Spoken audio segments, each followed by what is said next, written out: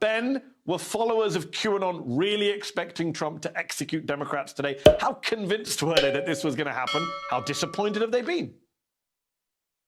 They've been as disappointed as you can be. You know, this was the day they were looking forward to for years. This was sort of their judgment day. This is a cult, like you said, with a prophecy that ends in one day, and they thought this was the last day it could happen. There's good news and bad news here from today. A lot of these people have decided that that's enough, that they can't really in good conscience keep supporting this thing that keeps lying to them. There have been several doomsdays before that have come and gone, and nothing happened. Like literally nothing happened on those days. They were particularly slow news days. Today, it was a true embarrassment. It was supposed to happen at a specific time, and Donald Trump was supposed to take over the White House for a second time, and somebody else was sworn in, and they truly weren't expecting it. So a lot of people are dipping off, but the scary thing is that we're seeing is some people are becoming more radical and going into militant groups that have nothing to do with QAnon, but they've already been radicalized to hate the news and to hate everybody who opposes Donald Trump. And while QAnon is sort of a passive hatred, these other groups aren't quite so passive. What is going on, guys? So we had such a big day yesterday in the QAnon world that I figured I'd do a little bit of a summary video for you, because obviously with the inauguration, a lot of QAnon people's hopes were just crushed. And unfortunately, like Ben said there, I think a lot of them, instead of leaving the movement, they've been so radicalized and they hate the media and they just hate the liberals and they hate everything that the Democrats have to offer. So instead of coming back more to the middle, I fear that they're only going to be farther radicalized. I mean, because honestly, if you really truly believe that there was a deep state pedophilia cabal, you probably at some point would want to take up arms.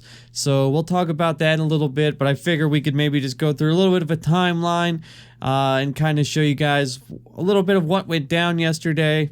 I know we talked about it on my live stream yesterday, but I figured just do a short, quick video. But anyway, enough rambling. Let's get into it. Day started off pretty normal. By the way, follow this guy, Marc-Andre Argentino. He's a great Q researcher. But it started off, this was before, because basically what they thought was going to happen was they thought they had a narrative that that the Joint Chiefs swear an oath to the Constitution, not to the president. So they thought there would be like a 10-minute window where Biden was not the president and Trump was out of office, so the military could actually take over and they could swoop in before Biden was inaugurated and round up everybody, mass execution, the whole 9 yards. The storm is here, great awakening, yada, yada, yada. That was kind of the main narrative, that was going around. Obviously, that didn't happen, and they actually flipped out a little bit because Biden was actually inaugurated like 10 minutes early, so that kind of flipped them out a little bit. Anyway, T-minus... they kind of jumped from the storm is about to be here to, well, maybe the storm isn't here. T-minus 40 minutes. Let the storm begin. It's happening. 117%. God wins. Period. We just don't know how yet. It has been a great honor to be part of this. I love all you patriots, even the negative Nancys in here. Nothing left to do but enjoy the show. Skip forward a little bit and people started freaking out, so we paused the chat for now to have everybody take a breather. We'll be back soon. So I kind of went to that. And then from there, we actually started getting some, and a few, like he says here, one of the better takes of the day by the QAnon influencers claiming around 9:30 that Biden is part of the QAnon plan all along, and he was going to bring about the storm. If he starts it, then BLM, Antifa / libs will accept it and not riot. Patriots win. I'll give you a little brief rundown here, but they quickly had to abandon this one because a lot of people got salty about it. I'm happy to be wrong, but the more I think about it, I do think it's very possible Biden will be the one who pulls the trigger. Hunter intentionally left the laptop. Why? So stupid. Or was it? Sleepy Joe? How about Sleeper Joe? Dun dun dun. We didn't arrest either of them despite the evidence. Even Biden election officials were arrested and charged with fraud. Biden wasn't. I don't know about that, boss. Biden isn't the DJTRT of them all in jail. Q asks us to add Brennan, doesn't ask us to add Biden. Why? The letter includes instructions on what to do next. Joe Biden does it immediately after being sworn in today, tomorrow, or Thursday. Biden could tweet, "The storm is upon us," as he's still on Twitter, with all the eyes on about to be on the military is already there. Friday and Saturday, deliver on MAGA promises. Scare event necessary. And basically just goes on to say a few other things. But basically that they threw out a narrative that, hey, maybe Biden has been on our side the whole time.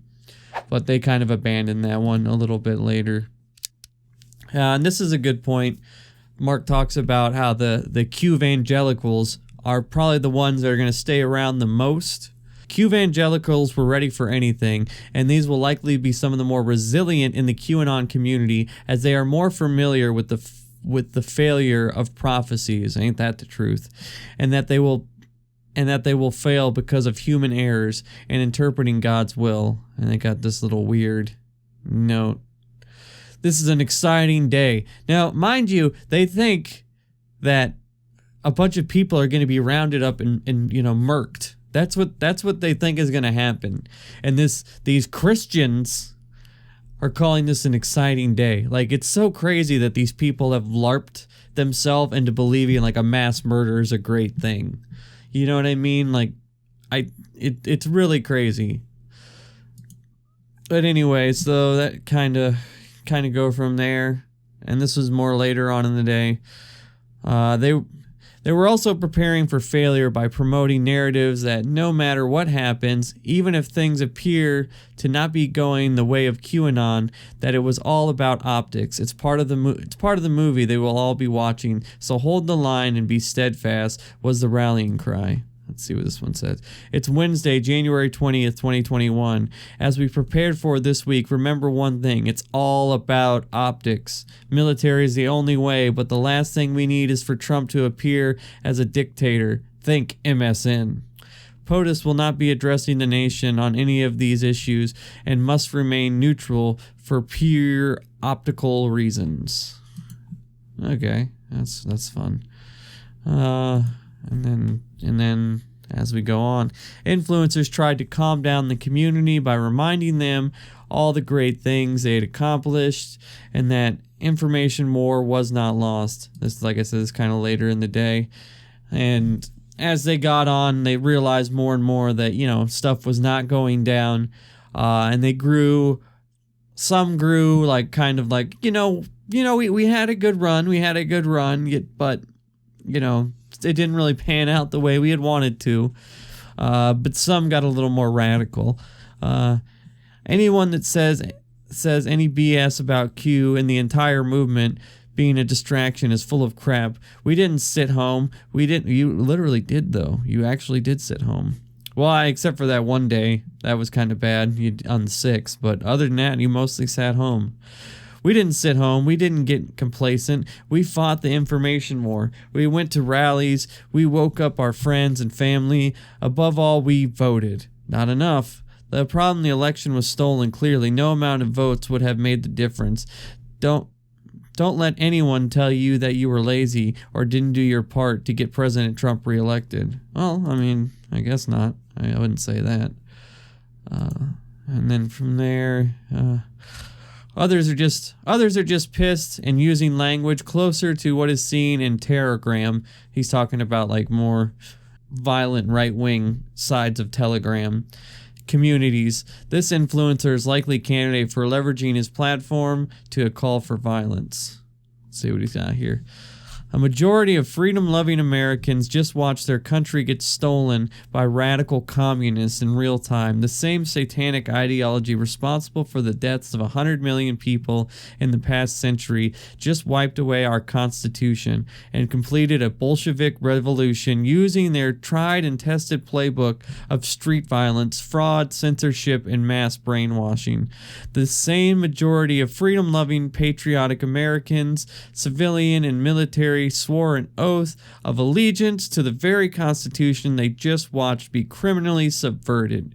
Do you honestly think they are going to lie down and let it happen? I don't, not for one bit.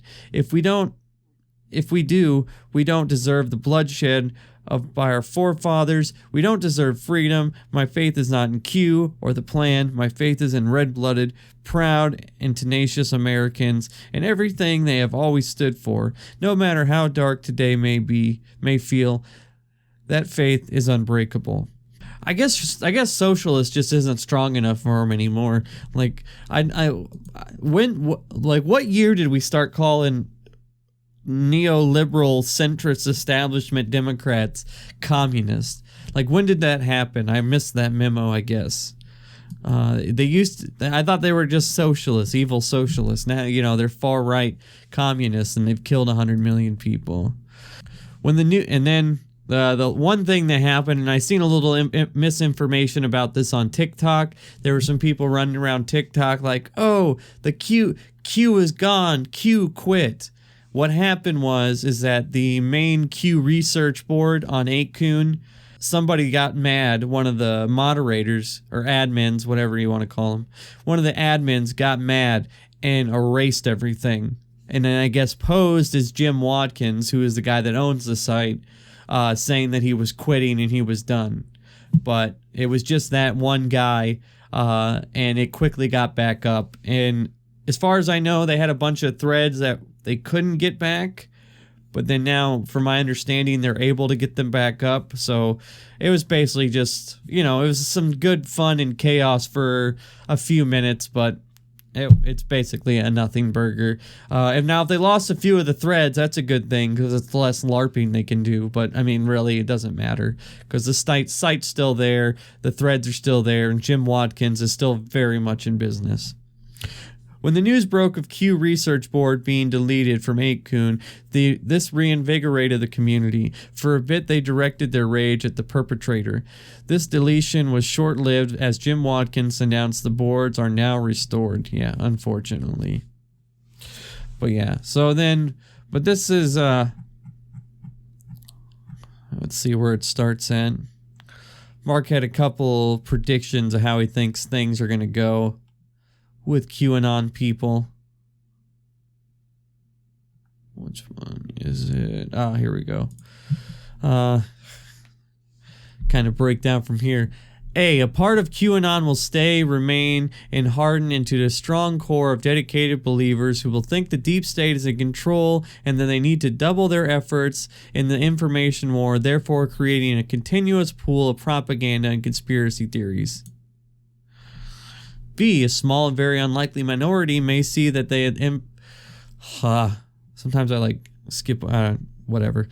Small and very unlikely minority may see that the information war is lost and QAnon efforts were not enough, and something ideological will lead them to believe that there is no political solution and ideological motivated violence is the only option. And that's the one I'm worried about. And that's honestly why we can't let up on this misinformation campaign.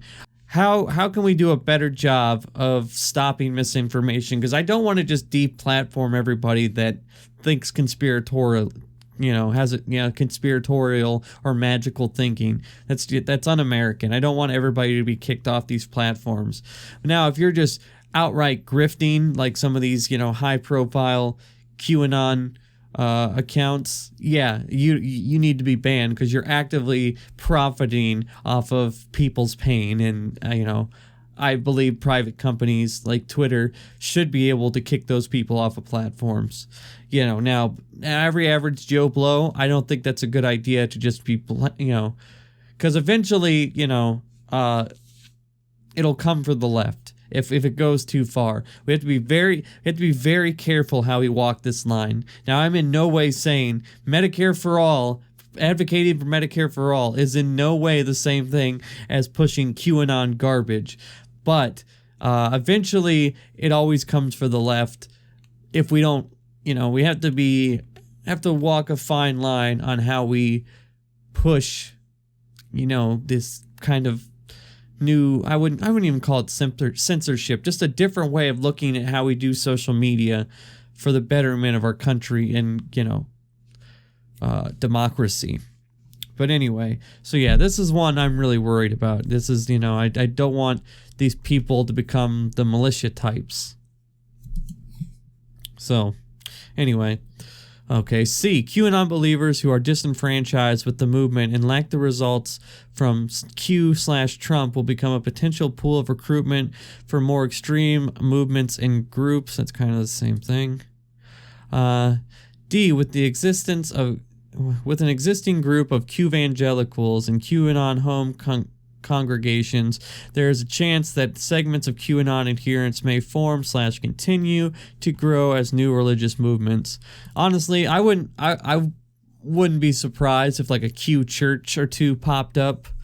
And I do think that's going to be a real sticking point for a lot of people, or like a real sticky group is the evangelicals. And there's like that section of QAnon that's like a little different sect. And they have their, kind of beliefs, and, they're more into the higher power stuff, but it's harder to get them out of that magical thinking.